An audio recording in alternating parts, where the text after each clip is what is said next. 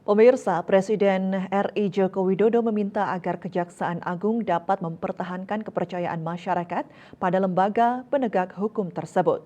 Presiden Jokowi menyampaikan hal tersebut saat menjadi Inspektur Upacara pada Hari Bakti Adiaksa HBA ke-63 atau Hari Ulang Tahun Kejaksaan Republik Indonesia.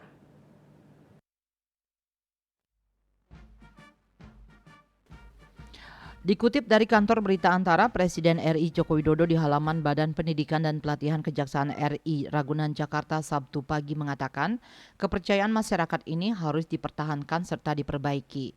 Menurut Presiden Jokowi, salah satu lembaga survei pada bulan Agustus 2022 menunjukkan tingkat kepercayaan publik terhadap Kejaksaan Agung sebesar 75,3%.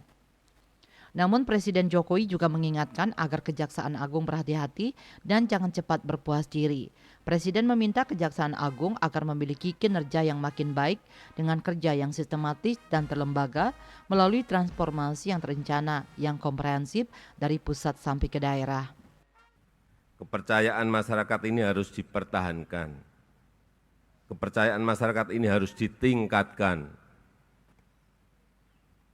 Dan kepercayaan publik ini harus dipertahankan serta diperbaiki dengan kinerja yang semakin baik, dengan kerja-kerja yang sistematis dan terlembaga, dengan melakukan transformasi yang terencana, yang komprehensif dari pusat sampai ke daerah.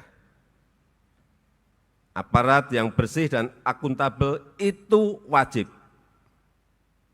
Perbaiki terus akuntabilitas aparat dan perbaiki terus pelayanan kepada masyarakat. Jangan ada lagi aparat kejaksaan. Meskipun saya tahu ini oknum yang mempermainkan hukum, yang menitip rekanan proyek, yang menitip barang impor, dan berbagai tindakan tidak terpuji lainnya. Meskipun sekali lagi saya tahu ini oknum. Tema Hari Bakti Adiaksa 2023 adalah penegakan hukum yang tegas dan humanis mengawal pembangunan nasional. Kejaksaan RI mulai berdiri menjadi lembaga mandiri sejak 22 Juli 1960 berdasarkan surat keputusan Presiden RI nomor 204/1960. Sehingga untuk memperingati hal tersebut setiap 22 Juli ditetapkan sebagai Hari Bakti Adiaksa. Pemisahan kejaksaan dari Departemen Kehakiman itu merupakan hasil rapat kabinet yang tertuang di Surat Keputusan Presiden RI pada tanggal 1 Agustus 1960 nomor 204/1960, kemudian disahkan menjadi Undang-Undang nomor 15 tahun 1961 tentang ketentuan-ketentuan pokok Kejaksaan RI. Sejak 1960, posisi Jaksa Agung RI pun berubah menjadi setingkat menteri dalam kabinet. Peraturan yang mengatur kerja Kejaksaan Agung juga sudah beberapa kali berubah.